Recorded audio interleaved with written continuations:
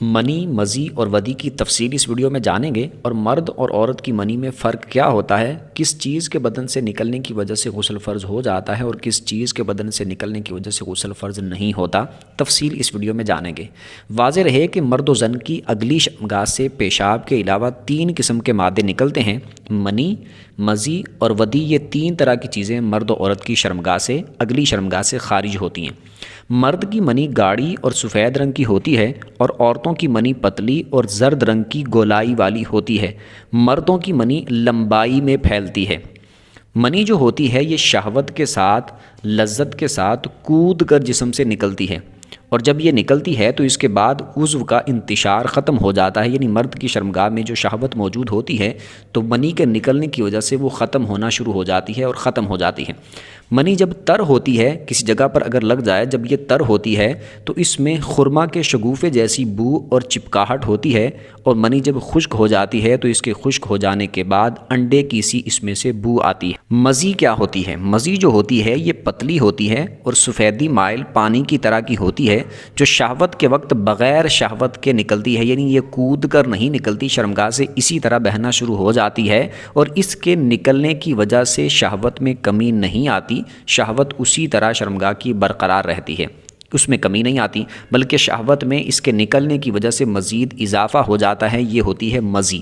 مزی کے نکلنے کی وجہ سے غسل کرنا ضروری نہیں ہوتا، لیکن وضو ٹوٹ جاتا ہے، وضو کرنا پڑے گا۔ اگر جسم پر یا کپڑوں پر لگ جاتی ہے تو کپڑے اور بدن کو پاک کرنا پڑے گا۔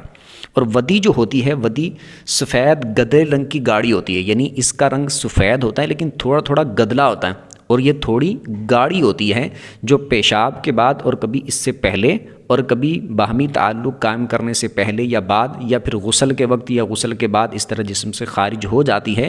ودی اس کو بولتے ہیں۔ اس کے نکلنے کی وجہ سے بھی غسل کرنا فرض نہیں ہوتا، لیکن وضو ٹوٹ جاتا ہے۔ جسم پر لگے گی تو جسم بھی ناپاک ہو جائے گا، کپڑوں پر لگے گی تو کپڑے بھی ناپاک ہو جائیں گے، وضو بھی ٹوٹ جائے گا، لیکن غسل کرنا اس کی وجہ سے فرض نہیں ہوتا، اس کو ودی بولتے ہیں۔ مزی یا ودی نکلنے کی صورت میں وضو ٹوٹ جاتا ہے، جیسے میں پہلے بھی بتا چکا، اور ان دونوں سے غسل فرض نہیں ہوتا۔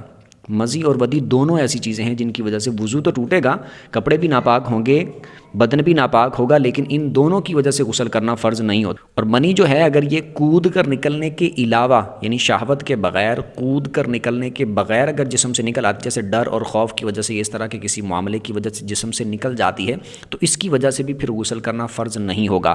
فرض اس وقت ہوگا جب شہوت کے ساتھ خارج ہو، اچھل کر نکلے، کود کر نکلے، اور اس کے نکلنے کے بعد جو ہے وہ شرمگاہ میں جو انتشار ہوتا ہے، جو شہوت موجود ہوتی ہے، وہ ختم ہونا شروع ہو جاتی ہے، تو اس وقت غسل کرنا فرض ہوگا۔